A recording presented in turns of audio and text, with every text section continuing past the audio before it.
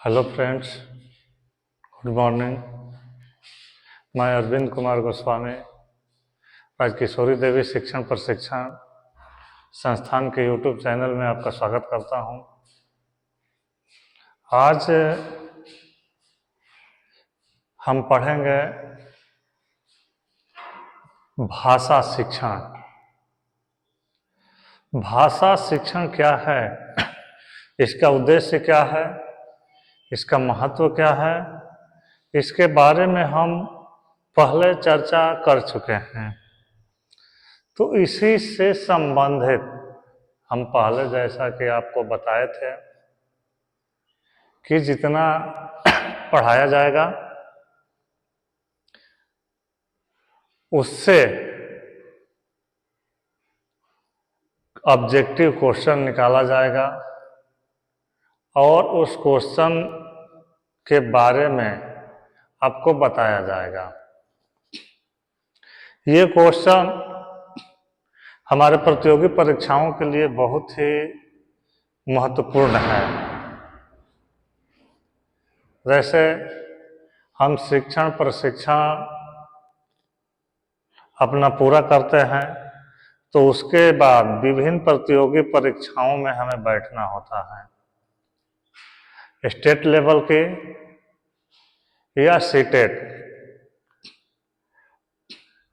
उन परीक्षाओं में भाषा से आपको 30 नंबर का क्वेश्चन रहता है। भाषा 1 से 30 नंबर का, भाषा 2 से 30 नंबर का। तो हिंदी भाषा से जो 30 नंबर का क्वेश्चन रहेगा, तो इन बुक्स को पढ़ने के बाद ये जो ऑब्जेक्टिव क्वेश्चन आप देख रहे हैं,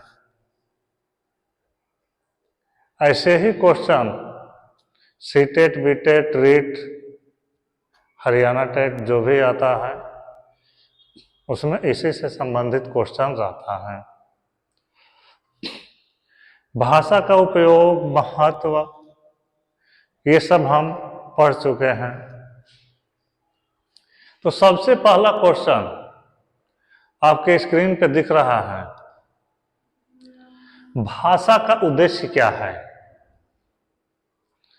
जो भाषा है हम जानते हैं, पढ़ते हैं, समझते हैं, बोलते हैं, इस भाषा का उद्देश्य क्या है। यहाँ पे आपके स्क्रीन पे 4 आंसर दिख रहे हैं,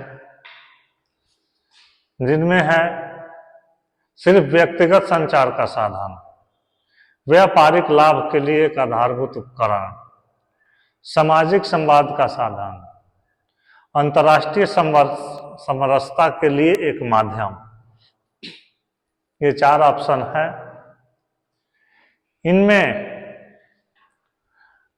जो हमारा आंसर होगा वो होगा सामाजिक संवाद का साधन। भाषा का उद्देश्य क्या है, तो इसका आंसर होगा सामाजिक संवाद का साधन।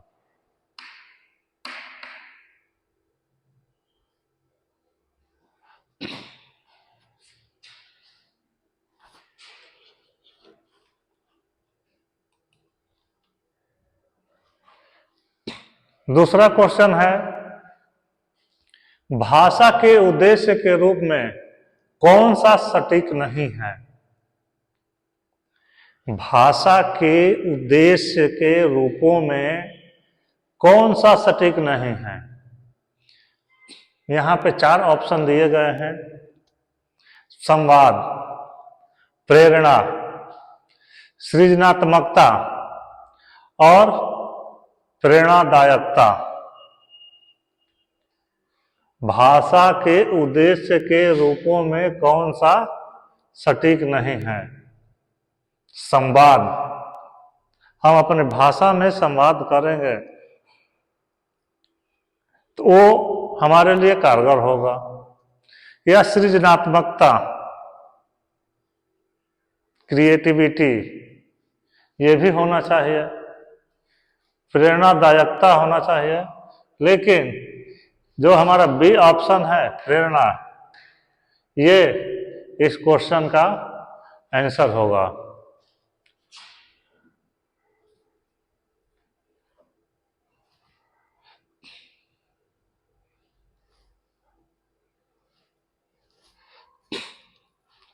तीसरा क्वेश्चन है, निम्नलिखित में कौन सा भाषा के उद्देश्य का हिस्सा नहीं है? यहां पे 4 ऑप्शन आपके सामने रखे गए हैं, इनमें से एक को चूज करना है जो भाषा के उद्देश्य का हिस्सा नहीं है। ज्ञान का प्रसार, बातचीत का साधन, विचारों का समझना, विज्ञान का विकास। यहां पे हमें ध्यान देने वाली बात है, क्वेश्चन में पूछ रहा है कि भाषा के उद्देश्य का हिस्सा नहीं है। ज्ञान का प्रसार, बातचीत का साधन या विचारों को समझना, ये हमारे भाषा के उद्देश्य का हिस्सा है। जो ऑप्शन डी है यहां पे, ये भाषा के उद्देश्य का हिस्सा नहीं है।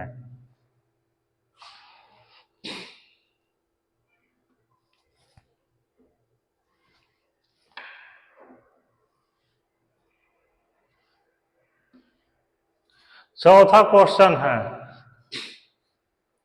भाषा के उद्देश्यों में से कौन सा सबसे महत्वपूर्ण माना जाता है? भाषा के उद्देश्यों में से किसको, ये 4 ऑप्शन दिया गया है, इनमें सबसे महत्वपूर्ण किसको माना जाता है? शैली और अभिव्यक्ति, समाज में संबंध स्थापित करना, विशेष रूप से विचारों को समझना, सृजनात्मकता और सम्मान। 4 ऑप्शन हमारे पास है। भाषा के उद्देश्यों में से कौन सा सबसे महत्वपूर्ण है? तो यहां पे इसका आंसर बी, समाज में संबंध स्थापित करना, ये सबसे महत्वपूर्ण है, सबसे इंपॉर्टेंट है।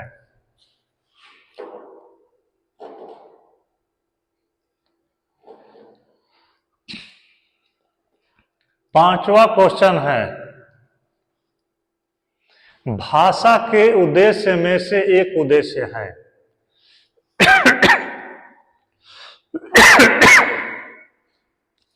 भाषा के उद्देश्य में से एक उद्देश्य क्या है? यहां पे 4 ऑप्शन आपके पास है। सिर्फ गतिविधि का संचार करना, संवाद के माध्यम से समाज को बदलना, अपने विचारों को व्यक्त करना, अविश्वास को बढ़ावा देना। भाषा के उद्देश्य में से एक उद्देश्य क्या है? इसका आंसर होगा अपने विचारों को व्यक्त करना। अपने विचारों को व्यक्त करना भाषा के उद्देश्य में से एक उद्देश्य है। हम अपने विचार को रख सकते हैं, हमारे सामने जो भी प्रेजेंट है, तो किस तरह से रखेंगे? अपने भाषा में ही उस विचार को रख पाएंगे, तभी सामने वाला हमारे विचार को समझ सकता है, सुन सकता है। अगला क्वेश्चन है,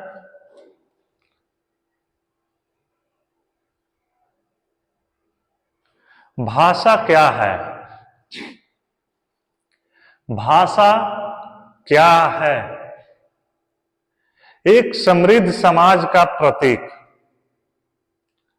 विचारों और अभिव्यक्ति का माध्यम,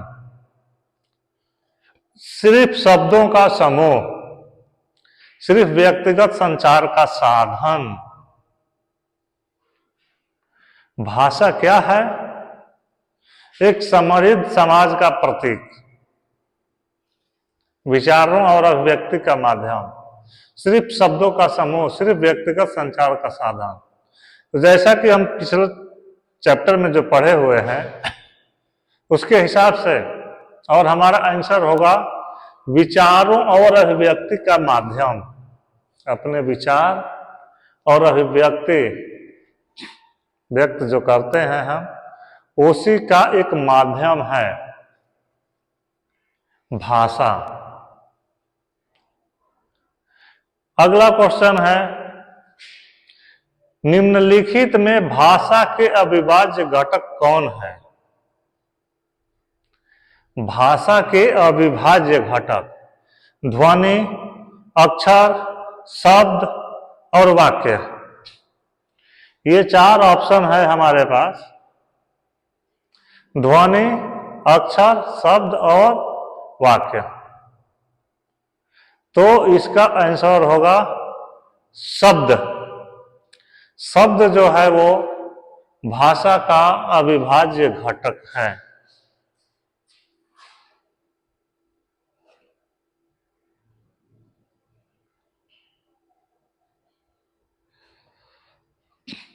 अगला क्वेश्चन है, भाषा के उपयोग के लिए कौन सा महत्वपूर्ण है? जब हम भाषा का उपयोग करते हैं तो इसके लिए महत्वपूर्ण क्या है? भाषा का स्वरूप, भाषा का संरचना, भाषा का प्रयोग, भाषा का इतिहास। ये 4 ऑप्शन हमारे पास है। भाषा के उपयोग के लिए कौन सा महत्वपूर्ण है? इन 4 ऑप्शन में से हमें इसका उत्तर होगा भाषा का प्रयोग। भाषा का प्रयोग हम कैसे कर रहे हैं, ये जो है सबसे महत्वपूर्ण है। अगला क्वेश्चन है, भाषा के द्वारा क्या किया जा सकता है? भाषा के द्वारा क्या किया जा सकता है? हमारे पास 4 ऑप्शन है।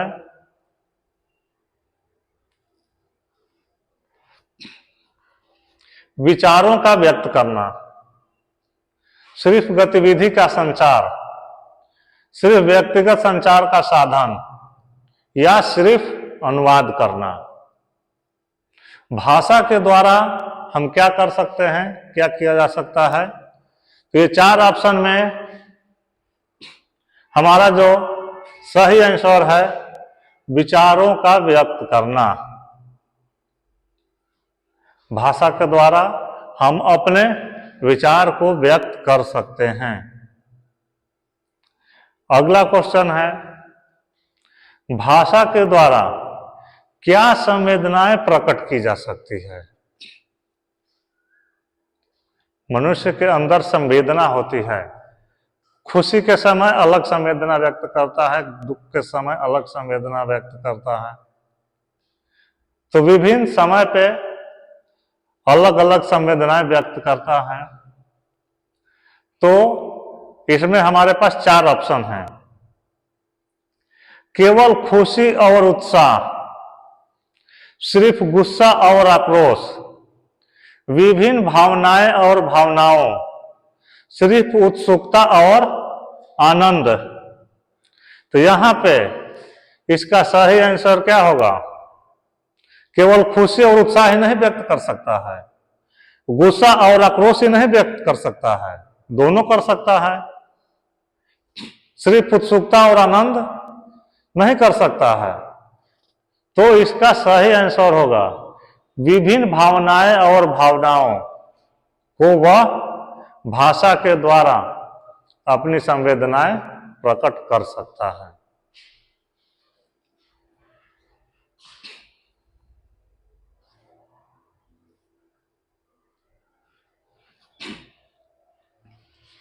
अगला क्वेश्चन है, भाषा के उपयोग का प्रमुख उद्देश्य क्या है?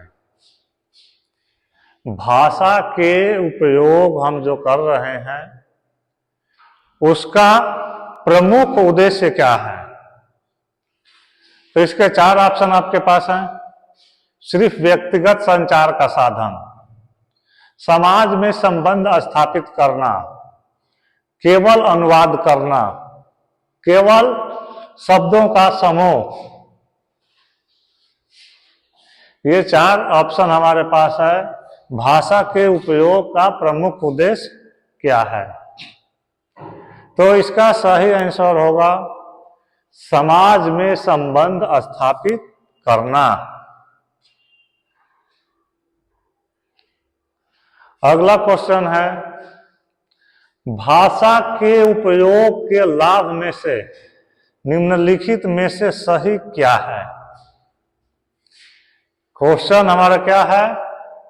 भाषा के उपयोग के लाभ में से निम्नलिखित में सबसे सही को हमें चुनना है।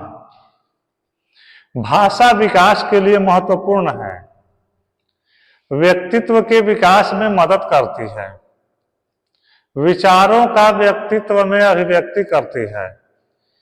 सभी उपरोक्त भाषा के उपयोग के लाभ में हमें सबसे सही चुना है। भाषा क्या है? विकास के लिए महत्वपूर्ण है, व्यक्तित्व के विकास में भी मदद करती है, विचारों का व्यक्तित्व में अभिव्यक्ति करती है। तो इस तरह से यहां पे सही उत्तर होगा इसका सभी उपरोक्त। ये जो तीनों है वो तीनों सही है।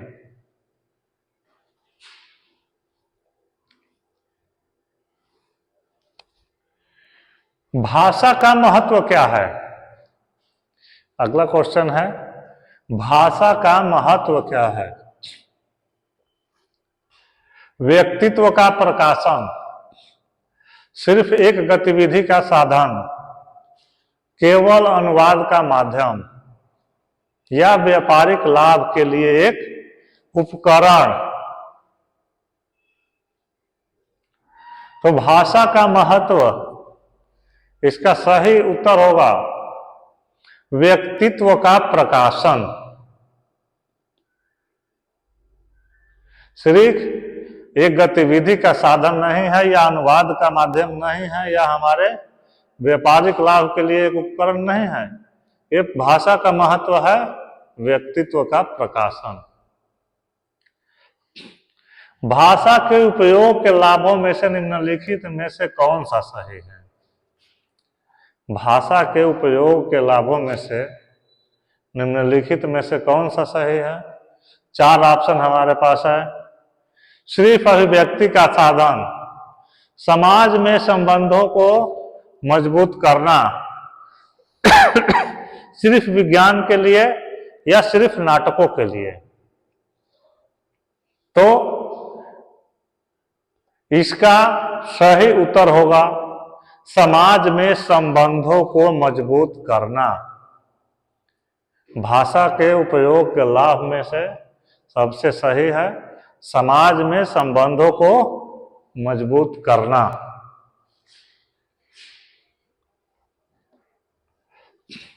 भाषा के उपयोग का उद्देश्य क्या है? भाषा के उपयोग का उद्देश्य क्या है? सिर्फ अनुवाद करना, सिर्फ गतिविधि का संचार, समाज में संबंध स्थापित करना, या केवल शब्दों का समूह।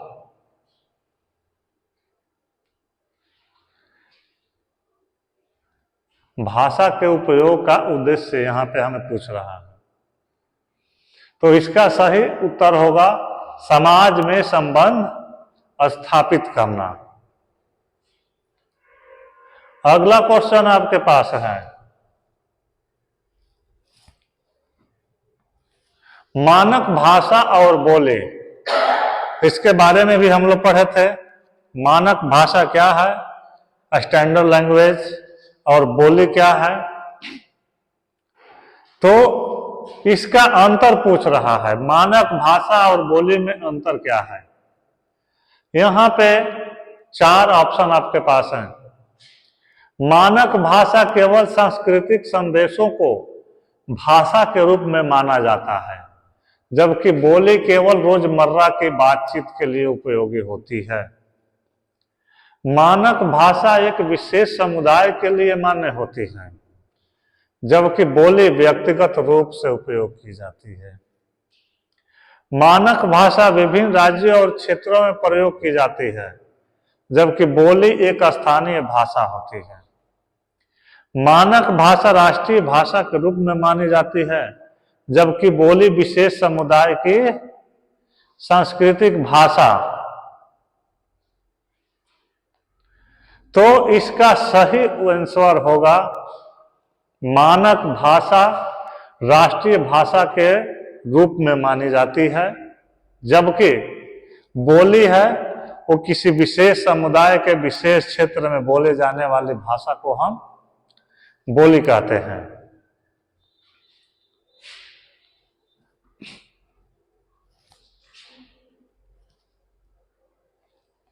अगला क्वेश्चन है, मानक भाषा के रूप में उदाहरण क्या है?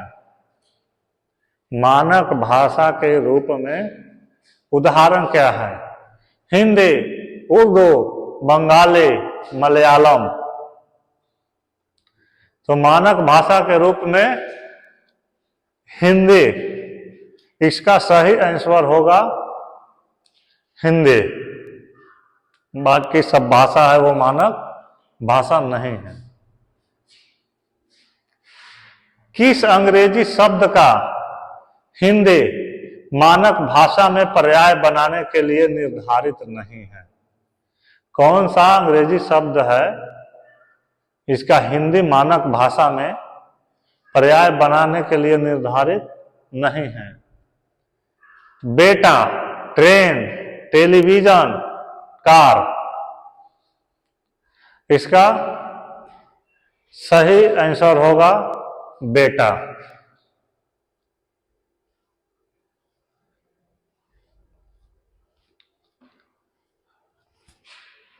अगला क्वेश्चन है, बोली के रूप में निम्नलिखित में से कौन सा सही है? बोली के रूप में निम्नलिखित में से कौन सा सही है? एक राष्ट्रीय भाषा, एक समुदाय की स्थानीय भाषा, एक अन्य भाषा का विकास, या एक शिक्षा का माध्यम। जैसा कि हम लोग पढ़े हुए हैं कि बोली क्या है? एक समुदाय की स्थानीय भाषा है। किसी विशेष समुदाय द्वारा विशेष क्षेत्र में बोले जाने वाली भाषा को हम बोली कहते हैं। अगला क्वेश्चन है, मानक भाषा का उपयोग कहां किया जाता है? केवल शैक्षिक संस्थानों में, समाज में संबंध स्थापित करने के लिए, सरकारी कामों में, सभी उपरोक्त। मानक भाषा का उपयोग हम कहां पे करते हैं? शैक्षिक संस्थानों में हम मानक भाषा का ही प्रयोग करते हैं। समाज में संबंध स्थापित करने के लिए भी हम मानक भाषा का उपयोग करते हैं। सरकारी जो काम है वहां पर भी, ऑफिसों में हम स्टैंडर्ड भाषा का उपयोग करते हैं। तो इस क्वेश्चन का आंसर होगा सभी उपरोक्त। तो जितना हम लोग पढ़े थे उसके अगेंस्ट में इतने क्वेश्चन, ऑब्जेक्टिव क्वेश्चन हमारे पास थे जो प्रतियोगी परीक्षाओं के लिए महत्वपूर्ण है। और आगे अब जो पढ़ाई होगी उसमें भी ऑब्जेक्टिव क्वेश्चन आप लोगों के सामने रहेगा। इसलिए ये जो आपको क्लासेस चलाए जा रहे हैं इसको अन्यथा न लें। आगे चल करके प्रतियोगी परीक्षाओं के लिए, शिक्षक बनने के लिए जितने सारे प्रतियोगी परीक्षाएं होती हैं उन परीक्षाओं में ऐसे ही क्वेश्चन रहेंगे आपके सामने। तो आप लोगों से गुजारिश है कि वीडियो को ध्यान से देखिए, ध्यान से सुनिए, पढ़िए जो आगे आपके काम में आएगा। धन्यवाद। 1 मिनट के भइल।